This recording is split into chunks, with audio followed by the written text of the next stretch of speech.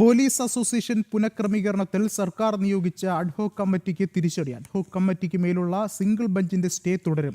Stay റദ്ദാക്കണമെന്നുള്ള ഭരണാനുകൂല സംഘടനാ നേതാവിന്റെ ആവശ്യം ഹൈക്കോടതി ഡിവിഷൻ ബെഞ്ച് തള്ളി. തുടർന്ന് അപ്പീൽ പിൻവലിച്ചു.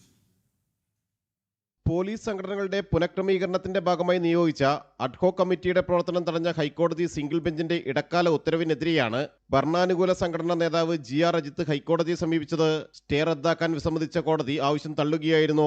തുടർന്ന് ഹർജിക്കാരൻ തന്നെ അപ്പീൽ പിൻവലിച്ചു. എതിർപ്പ് സിംഗിൾ ബെഞ്ചിനെ അറിയിക്കാൻ ഡിവിഷൻ ബെഞ്ച് ഹർജിക്കാരനോട് നിർദ്ദേശിച്ചു.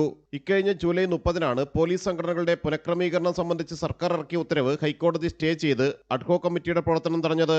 സിവിൽ പോലീസ് ഓഫീസർ മുതൽ ഗ്രേഡ് SI വരെയുള്ളവർ പോലീസ് അസോസിയേഷന്റെ ഭാഗവും SI മുതൽ IPS അല്ലാത്ത SP വരെയുള്ളവർ കേരള പോലീസ് സീനിയർ ഓഫീസേഴ്സ് അസോസിയേഷനിൽ ഉൾപ്പെടുന്ന രീതിയിലായിരുന്നു ആഭ്യന്തര വകുപ്പിന്റെ പുനഃക്രമീകരണ ഉത്തരവ്. നിർത്തലാക്കിയ KPOA എന്ന സംഘടനയുടെ ആസ്തി 60-40 അനുപാതത്തിൽ 2 സംഘടനകൾക്കുമായി വീതിച്ചു നൽകാനായിരുന്നു സർക്കാരിന്റെ തീരുമാനം. സംഘടനാ സ്വാതന്ത്ര്യം ലംഘിക്കുന്നതാണ് സർക്കാർ ഉത്തരവെന്നാണ് സിംഗിൾ ബെഞ്ചിന് മുന്നിലുള്ള ഹർജിയിൽ പോലീസ് അസോസിയേഷന്റെ വാദം. ജനം, കൊച്ചി.